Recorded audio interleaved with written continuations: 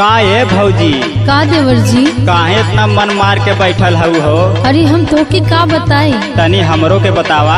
ला सुनो तोके हाथ में कंगनवा खोले रहते सजनवा मोर छोटंकी देवरुना मोर छोटंकी देवरुना संगवा लूटती लहरवा मोर छोटंकी देवरुना।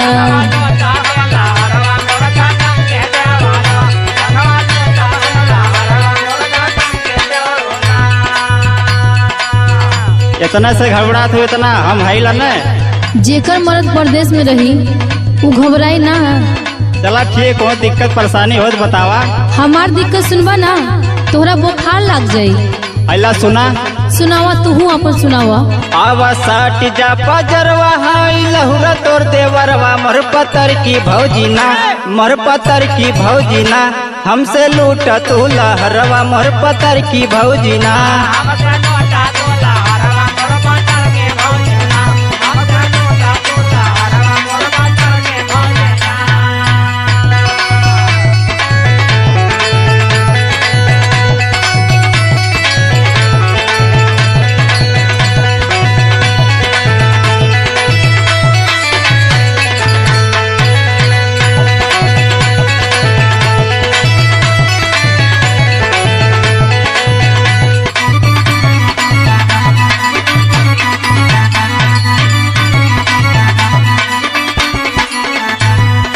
अरे देवर जी का बताई तोरा के?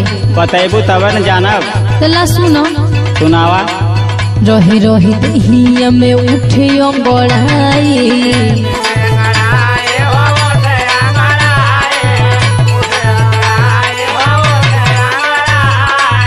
समझे ना अबे तुमनो जुकोती लगाई